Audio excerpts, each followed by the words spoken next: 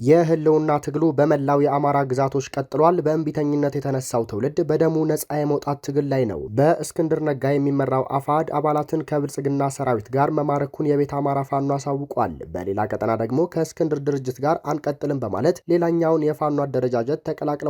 ዝርዝሩን ይዘናል። የአማራ ፋኖ በጎጃም በበርካታ ወደ ውጊያዎች ድል ማስመዝገቡ ተነግሯል። አመራሮች ላይም እርምጃ ተወስዷል። የጦር ግንባር መረጃዎቻችንን ይዘናል።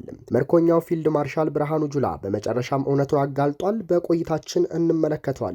የፖለቲካ ፓርቲዎች እንዳይንቀሳቀሱ ተወስኗል። ይህንን የተመለከተ ዝርዝር መረጃ እናስደምጣችኋለን።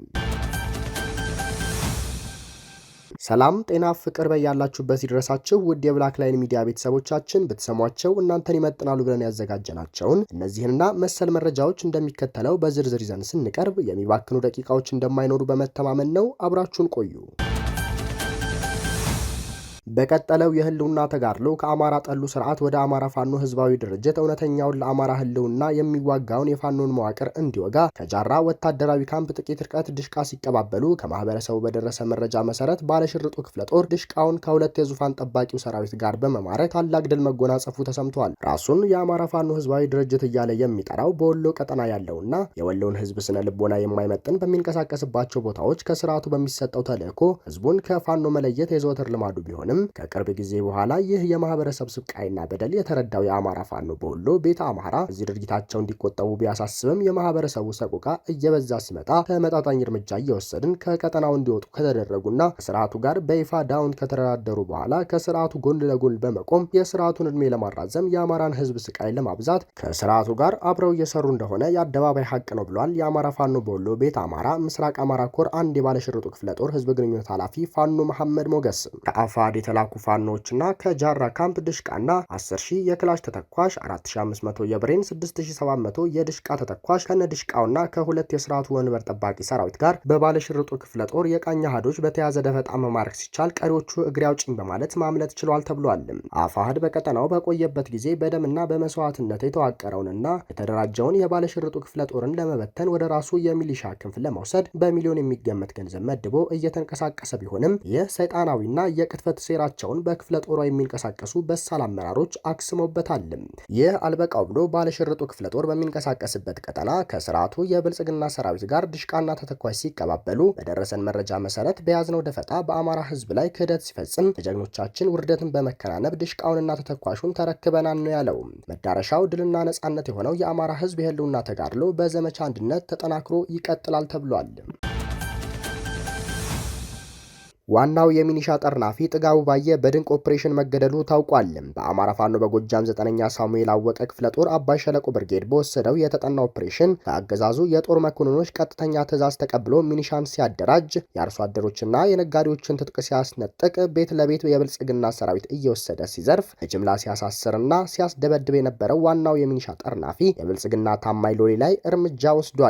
በተሰራው ጥንቅቅ ያለ ኦፕሬሽን በመርጦ ለማርያም ከተማ ማዕከላዊ ቦታ ሴንትራል ሆቴል ፊት ጥጋቡን ባየን ኢላማ ያደረገው የቅጣት እርምጃ በተሳካ ሁኔታ በመፈጸም ማስወገዱን የአማራ ፋኖ በጎጃም 9ኛ ሳሙኤል አወቀ ክፍለ ጦር ህዝብ ግንኙነት አሳውቋል። በተጨማሪም የአባይ ሸለቆ ብርጌድ አባላት መርጦ ለማርያም ከተማ ውስጥ በመግባት በወረወሩት አንድ ቦምብ 10 ወታደሮች መደምሰሳቸውን ነው የአማራ ፋኖ በጎጃም ኮሚኒኬሽን ጉዳዮች መምሪያ ያሳወቀው። የአማራ ፋኖ በጎጃም ጃዊ መተከል 4ኛ ክፍለ ጦር ነበልባሉ የነጋሽ ብርጌድ ለተከታታይ 3 ቀናት ባደረገው አውደ ውጊያ በመንግስት ጦር ላይ ከፍተኛ ኪሳራ ማድረሱን አሳውቋል። በቀጠናው በተደረገ አንድ አውደ ውጊያ 25 የመንግስት ኃይል ሲደመሰስ 15 ከባድና ቀላል ቁስለኛ ማድረግ ሲቻል በርካቶች በገደል እንደገቡ ለማወቅ ተችሏል። በተጨማሪም የ4ኛ ክፍለ ጦር የነጋሽ ብርጌድ የክፍለ ጦሩ ተወርዋሪ ሰንጠቅ የምድር ድሮን ሻለቃ 10 አለቃ አብዬ ነጋሽ ብርጌድ በላይ ዘለቀ ብርጌድ በጥምረት በአገዛዙ ሰራዊት ላይ ከፍተኛ ድልን ተጎናጽፈዋል። ኩምበር ከተባለ ቦታ ላይ ከ30 በላይ የብልጽግና ሰራዊት መግደል ሲቻል በርካቶች ከባድና ቀላል ቁስለኛ ሆነዋል።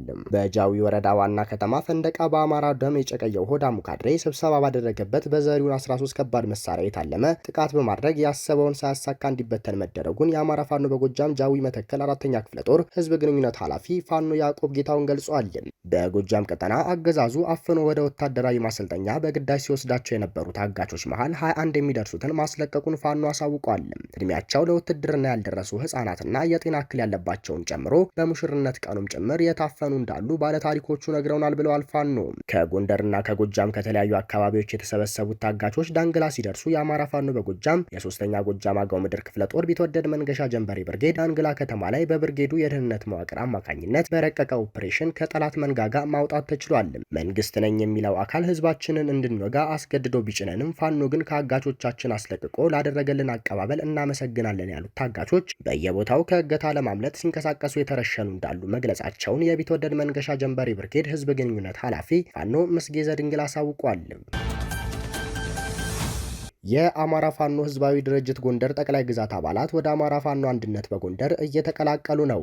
በዛሬው ዕለት ከ25 በላይ የአማራ ፋኖ ጎንደር ጠቅላይ ግዛት እዝ የአጼዎቹ ክፍለ ጦር አባላት የነበሩ ከወንድሞቻችን ጋር አንጣላም አንታኮስም፣ በአንድነት እንጂ በተናጠል መታገል አሸናፊ አያደርግም፣ ወዳጆቻችን ሳይሆን የአማራን ጠላቶች ጋር ለመታገል ነው ጫካ የገባ ነው ያሉ ከነትጥቃቸው የአማራ ፋኖ አንድነት በጎንደር ታድሎ ብርሃን ክፍለ ጦር ተቀላቅለዋል። አባላቱ በታድሎ ብርሃን ክፍለ ጦር ስም በአንድነት መስዋዕትነት ለመክፈል ለድል ለመብቃት ጠላቶቻችንን ጥለን የአባቶቻችንን ታሪክ ለመድገም እንዲሁም የአማራን ህዝብ ትንሣኤ ለማብሰር ሲባል ከነበረበት ክፍለ ጦር ወጥተን ወደ አንድነቱ ተቀላቅለናል። ሌሎች ቀሪ የጠቅላይ ግዛት አባላት የእርስ በርስ ግጭትና መጠፋፋትን ትተው በፍጥነት ወደ አንድነቱ እንዲመጡ ጓዳዊ ጥሪያቸውን አስተላልፈዋል ሲል ፋኖ ታድሎ ደሴ ገልጿል።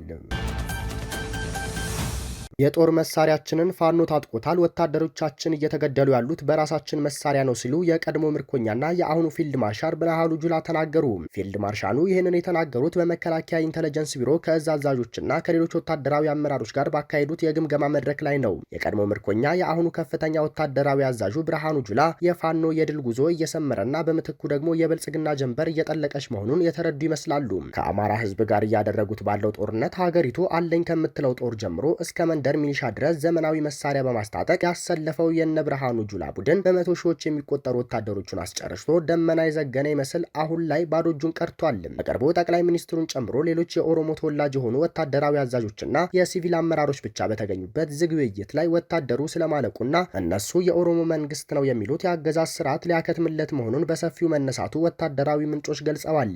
በውይይቱ ላይ ነገሮች በንፋስ ፍጥነት እየተቀየሩ መሆናቸውንና የብልጽግና ጀንበር እየጠለቀች መሆኑ ተነስቶ ይህን የኦሮሞ መንግስት በአጭር ጊዜ መታደግ እንዳለባቸው ተጠቅሶ ሁሉም የስራ ዘርፍ ክፍፍል ወስደዋል ተብሏል። በተጨማሪም በጦርነት ያለቀውን በመቶ ሺህ የሚቆጠር ወታደር ለመተካትና የብልጽግናን ዙፋን ለመታደግ ሲባል ታዳጊዎችን ጨምሮ ወጣቶች በግዳጅ እየታፈሱ ወደ ወታደራዊ ማሰልጠኛ ጣቢያ እንዲጋዙ የተወሰነ ሲሆን ይሄ ውሳኔም ካለፉት 2 ሳምንታት ጀምሮ ተግባራዊ እየተደረገ ይገኛል።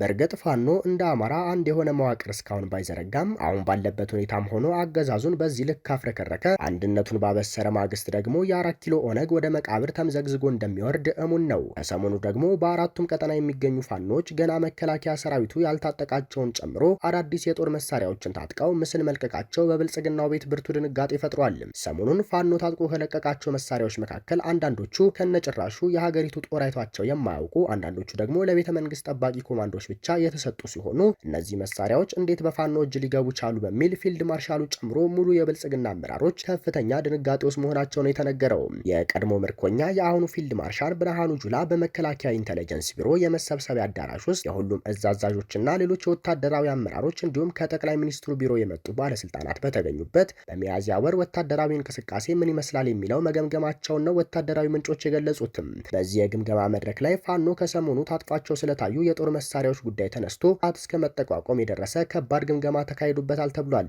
በግምገማ መድረኩ ላይ የጦር መሳሪያዎቻችንን ሁሉ ፋኖ ታጥቆታል፣ ወታደሮቻችን እየተገደሉ ያሉት በራሳችን መሳሪያ ነው፣ ይህ እንዴት ሊሆን ቻለ በሚል የቀድሞ ምርኮኛ የአሁኑ ፊልድ ማርሻል ብርሃኑ ጁላ ቁጣ አዘል ጥያቄ አንስተዋል ነው የተባለው።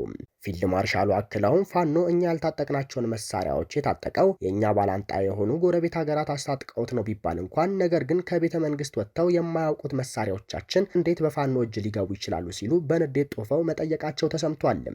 የቀድሞ ምርኮኛ የአሁኑ ኢታማዦር ሹሙ ብርሃኑ ጁላ ለቤተ መንግስት መጠበቂያ ተብለው ተመድበው የነበሩ መሳሪያዎችን አሳልፎ የሚሰጥ ከኛ ውስጥ ያለው ባንዳ ነው ሲሉ ጣታቸውን ወደ እዝ አመራሮች እየጠቆሙ ተናግረዋል ሲሉ ወታደራዊ ምንጮቻችን ገልጸዋል። በመከላከያ ኢንተለጀንስ ቢሮ የተካሄደው ግምገማ መረጃውን ያደረሱ ወታደራዊ ምንጮች ፋኖ የሚያደርገውን የድል ጉዞ እየሰመረና በምትኩ ደግሞ የብልጽግና ጀንበር እየጠለቀች መሆኑን ወታደራዊ አዛዦቹ የተረዱ ይመስላሉ ሲሉ ገልጸዋል። የኢትዮጵያ ካፒታል ገበያ ባለስልጣን አቶ ኤርሚያስ አመልጋ ላይ ምርመራ እያደረገ እንደሚገኝ ገለጸ። የኢትዮጵያ ካፒታል ገበያ ባለስልጣን አቶ ኤርሚያስ አመልጋና ጀነሲስ ኢንቨስትመንት ሰርቪስ የተባለ ኩባንያን ጨምሮ በሌሎች ግለሰቦችና ድርጅቶች ላይ ምርመራ እያደረገ እንደሚገኝ አስታውቋል። ባለስልጣኑ ግለሰቦቹና ድርጅቶቹ ላይ ምርመራ መጀመሩን የገለጸው በህገ ወጥ መንገድ ሰነደ መዋለ ንዋዮችን ለህዝብ በመሸጥ ገንዘብ ሲያሰባስቡ ነበሩ የሚል ቅሬታዎች በመቅረባቸው መሆኑን ገልጿል። ምርመራዎች የሚደረጉት በኢፌዴሪ ህገ መንግስት የመሰማት መብት መርህ መሰረት ሲሆን በህገ መንግስቱም ሆነ በሌሎች ህጎች የተሰጡ መብቶችና ጥበቃዎች በሙሉ ይከበራሉ ብሏል። የኢትዮጵያ ካፒታል ገበያ ባለስልጣን የምርመራና አፈጻጸም ስራ ክፍል ከማቋቋም በዘለለ ከፍትህ ሚኒስቴር፣ ከንግድ ቀጠናዊ ትስስር ሚኒስቴር፣ የፋይናንስ ደህንነት አገልግሎትና ከፌዴራል ፖሊስ ኮሚሽን ጋር በመሆን የካፒታል ገበያ ህግ ማስከበር የቴክኒክ ግብረ ኃይል እንዲቋቋም መደረጉን አስታውሰዋል። በመሆኑም ግለሰቦችና ድርጅቶች ከካፒታል ገበያ ጋር ተያያዥ የሆኑ እንቅስቃሴዎች ላይ ሲሳተፉ ተገቢ የሆኑ ጥንቃቄዎችን እንዲያደርጉ ትናንት ባወጣው መግለጫ አሳስቧል። በተጨማሪም ህብረተሰቡ ፈቃድ አግኝተናል በሚል የሚንቀሳቀሱ ወይም የሚያስተዋውቁ ግለሰቦችና ድርጅቶች ጋር ከመዋዋልና ገንዘብ ከመክፈሉም በፊት ፈቃድ የተሰጣቸው መሆኑን አለመሆኑን ከባለስልጣኑ እንዲያረጋግጥ አስጠንቅቋል። እንዲሁም ፈቃድ ሳይሰጣቸው የካፒታል ገበያ አገልግሎት የሚሰጡ ለመስጠት የሚንቀሳቀሱና በማንኛውም ሚዲያ ላይ የሚያስተዋውቁ ግለሰቦችና ድርጅቶች ላይ ባለስልጣኑ ተገቢውን እርምጃ እንደሚወስድ አሳስቧል። የማሊ ወታደራዊ መንግስት የፖለቲካ ፓርቲዎች እንቅስቃሴ እንዳያደርጉ አግዷል። ከቀናት በፊት በከተማዋ ከተደረገው ሰልፍ በኋላ ወታደራዊ መንግስት ወደፊት እስከምናሳውቅ ድረስ የፖለቲካ ፓርቲዎች ምንም አይነት እንቅስቃሴ ማድረግ አይችሉም ሲሉ አግዷል። በሽግግር መንግስቱ ፕሬዝዳንት አስሚ ጎይታ የተፈረመው የትዕዛዝ ወረቀት ገደቡ በፖለቲካ ላይ የሚሰሩ የትኛውንም ተቋማት ይመለከታል ይላል። ይህ ውሳኔ ባለስልጣናት የፖለቲካ ፓርቲዎችን አሰራር የሚመራውን ህግ መሰረዙን ካወጁ ከአንድ ሳምንት በኋላ የተወሰደ እርምጃ ነው። የፖለቲካ ወታደራዊ ሽግግሩ ታህሳስ 31 በፊት በውጤታማነት እንዲጠናቀቅ ለመጠየቅና ህገ መንግስታዊ ስርዓቱ እንዲመለስ በደርዘን የሚቆጠሩ ፓርቲዎች ጥምረት መቋቋሙ ተገልጿል። ቅዳሜ ዕለት አዲሱ ጥምረት በዋና ከተማዋ ባማኮ የወታደራዊ መንግስት እርምጃ በመቃወም በመቶ ሺዎች የሚቆጠሩ ሰዎችን አሰባስቧል። በዚህ ሳምንት መጨረሻም ሌላ ተቃውሞ ተጠብቆ ነበር። ከተቃውሞ ሰልፍ መሪዎች አንዱ የሆነው ቼክ ኡመር ዱምቢያ በአዋጁ አልተገረምኩም ማለታቸውን አልጀዚራ ዘግቧል። ውድ የብላክ ላይን ሚዲያ ቤተሰቦቻችን ለዛሬ የነበሩን መረጃዎች ይህንን ይመስሉ ነበር። ሌሎች ወቅታዊና ፈጣን መረጃዎችን ለማግኘት ሰብስክራይብ በማድረግ ቤተሰብ ይሁኑ። ሰናይ ጊዜ